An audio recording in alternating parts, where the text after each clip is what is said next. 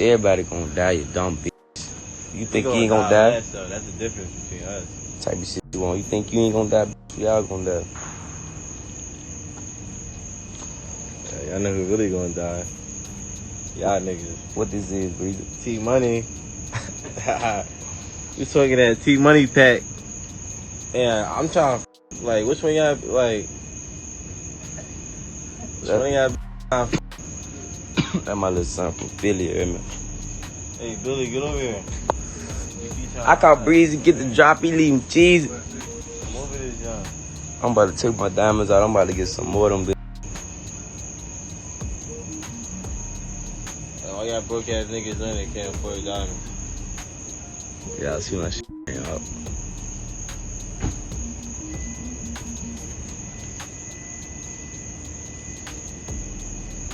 They got blood diamonds. What y'all want next? Let me know what y'all want next. What you got? That's Aaron around his neck.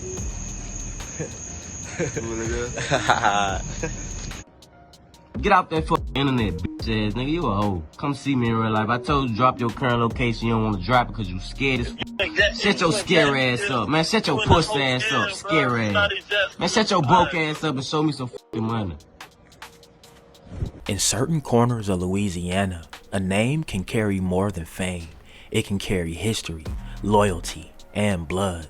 JayDaYoungan wasn't just a rapper with millions of views and a growing fan base. To some, he was a voice of pain and ambition. To others, he was a symbol tied to rivalries, street alliances, and unfinished business that stretched far beyond music. By the time the gunshots rang out on a quiet street in Bogalusa, his story had already been written in fragments. Court documents, diss lyrics, police reports, and whispered warnings no one could fully piece together. This is not just the story of how JayDaYoungan died. It's the story of everything that led up to it, and the shadows that still linger after. From the outside, JayDaYoungan's rise looked familiar. Viral songs, a record deal, and a growing presence online. What up, though? What up? What up, though? Pop in the camera. Hey, What up? where you from? I'm from Ohio. Oh, you put your shit on the map. Yeah. What up, though? I got you in Cleveland. Nah, I'm from Dayton. See, I supposed to been came to Cleveland. I've been hearing a lot of pussy about Cleveland. Like I Come to Cleveland. Don't go to Cleveland now. Come to Dayton. Like I got smoke with some niggas out there. I don't even know no niggas who won't smoke with me. Nah. Like, Come to Dayton. Fuck that. hey, but for everybody who in Cleveland, I will be out there real soon. Nah, I ain't gonna lie. If you come to Cleveland, I'll go up there just to come see you, though. On that 2030 shit. Oh, pull up, then you know what it is, gang. But behind the music was another world, one that law enforcement would later describe as tightly organized and deeply rooted in the streets of Bogalusa. Federal authorities identified JayDaYoungan as a prominent member of 23 Gang, a group they say had been operating since at least 2017. According to investigators, this wasn't just a neighborhood clique. It was a network allegedly tied to guns, drugs, and retaliatory violence. Even more concerning to authorities was the gang's alliance with 1400 Gang, another Bogalusa-based group. Federal documents would later claim these crews didn't just share enemies, they shared resources, money, weapons, and even fraudulent schemes designed to profit off chaos. At the time, none of this was public, but the fuse was already lit. In rap, beef isn't unusual, but sometimes it stops being metaphorical. One rivalry in particular began to dominate conversations: JayDaYoungan versus NBA YoungBoy. Cause you broke as a bitch, ain't got shit. I don't even know why you speaking on my name. You broke, you ain't got shit. You ain't living like that for real. All that shit you doing, all that shit you saying, all that shit you did, that shit ain't, man, you ain't fooling nobody with that shit, man. You gonna have to come show a nigga something, man. That shit pussy. Nigga don't believe in all that shit y'all be talking about. And you steady dick pulling another grown man. You steady repping off another man work, repping off another man accomplishment, repping off another man. shit, man. That's some bitch ass bum ass shit. What you got for yourself? Show me what you got for yourself. You ain't got shit. I know you ain't got shit. You ain't even got no fuck car to go pick your son up in. How the fuck your son go? Your son can't even call his dad and tell him to come pick him up. You can't even go pick him up because you ain't got shit to go get him in. You gotta go get a ride to go get your own fucking son. And you speaking on me on live? Come on, man. You gotta grow up, son. You gotta grow up, son. Y'all niggas gotta do better. That shit sad. Y'all niggas gotta do better. Y'all be really worried about 23. All y'all little kids. All y'all little kids be worried about what 23 doing. Y'all be on my dick bad. I be seeing that shit. Y'all be waiting on me to say some shit. And then as soon as I say some shit, y'all wanna make it seem like I'm cloud chasing or reaching out on somebody or some shit like that. I don't give a fuck about what no nigga doing, cause ain't no nigga helping me at the end of the day. You a whole fucking flunky. Y'all niggas fucking flunkies. And you don't even understand like the shit what's going on. You a whole fucking flunky, you a crash dummy. A nigga like you, a nigga will send you on a mission and won't give you shit. And nigga gonna say it was for the love, but really nigga finesse you. You got a bird brain. You a little boy, man. You ain't even on my level. I don't even know why I'm speaking on you. What reportedly started as a dispute over a song snippet in 2019 quickly escalated. Posts disappeared, messages were exchanged, and the tension spilled into the music itself. JayDaYoungan released 38K, a title that many saw as a deliberate shot, mocking branding closely tied to Youngboy and his circle. References grew sharper, the tone turned colder. Because of NBA Youngboy's close relationship with Quando Rondo, that conflict expanded, bringing new voices, new threats, and more eyes watching.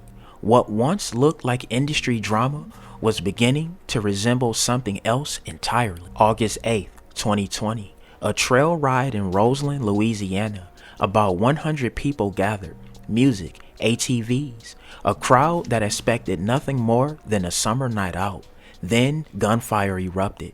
Multiple shooters opened fire. Panic followed. People ran. When the smoke cleared, Zion Hutchinson, a 21-year-old woman from Baton Rouge who was from New York, lay dead.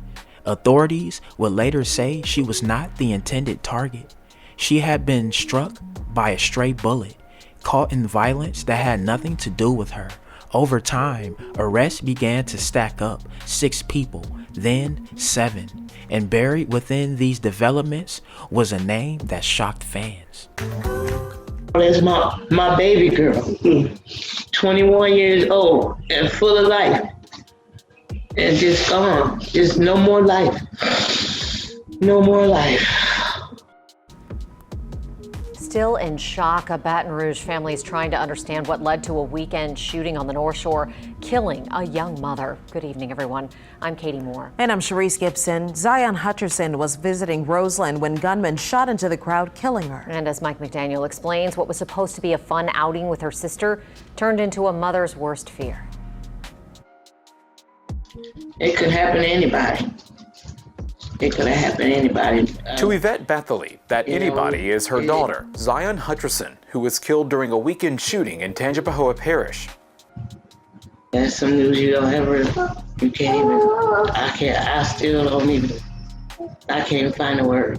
The 21-year-old from Baton Rouge drove with her sister to attend a trail ride event Saturday night, just outside of Roseland. I just said to my daughter, drive carefully, I'll see you later. And I don't see her no more. Authorities say during that event, multiple gunmen started shooting into a large crowd of people on Vernon Town Road. All of a sudden, they just pull out freaking AKs. I'm talking about they spraying this up. They spraying this. Okay, we. An eyewitness who recorded this video says she's not sure what caused the shooting.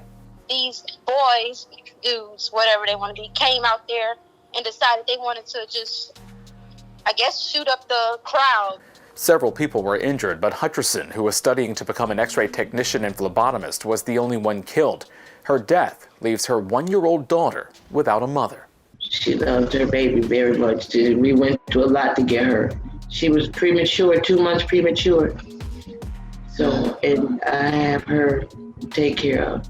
Bethely says her faith in God is keeping her going. These are her senior pictures, class of 2017. while holding on to memories of a daughter she describes as bubbly, beautiful, and kind-hearted. Even during the midst of all this, all you can see if I can smile, because that's all she do. She just made me smile, you know, and she made everybody smile around her. Mike McDaniel, Eyewitness News. So sorry for this family. So far, there's been no word on arrests connected to this shooting. We reached out to the Tangipahoa Parish Sheriff's Office for any updates, but our calls were not returned. More than a year after the trail ride shooting, Tangipahoa Parish deputies arrested Javarius Scott, aka JayDaYoungan. The charges were serious: accessory to second-degree murder, obstruction of justice. Officials offered few details. They didn't say what role he allegedly played, only that the shooting stemmed from an altercation between rival gangs. His bond was set to $175,000. He posted it. To the public, the case raised uncomfortable questions. How deeply was the rapper involved? Was he a participant or a figure operating behind the scenes? The answers never fully came. By 2024, federal authorities will widen their scope. 16 alleged members of JayDaYoungan's circle were targeted in a sweeping RICO investigation tied to a series of retaliatory shootings that followed his death. Investigators described a cycle: one shooting triggering another, alliances activating, debts being called in. Suddenly, moments from years earlier began to look less random. The trail ride, the feuds, the arguments, it all appeared connected. Bogalusa, Superior Avenue. JayDaYoungan was sitting outside his home with his father. That's when the gunman approached. Taking a look at your crime tracker, Louisiana rapper JayDaYoungan was fatally shot last night in his hometown of Bogalusa. According to police, the rapper, whose real name is Javarius Scott, was killed in a shooting that occurred shortly before 6 p.m.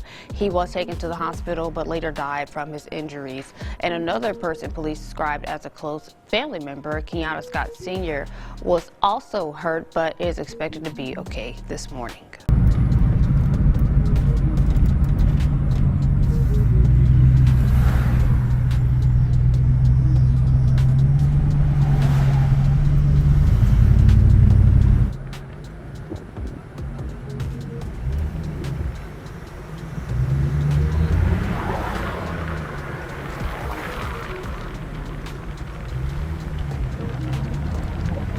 Witnesses say shots rang out almost immediately. The two tried to run inside, but more gunfire followed. JayDaYoungan was hit multiple times. His father was shot twice in the arm. JayDaYoungan died later at the hospital. He was just 24 years old.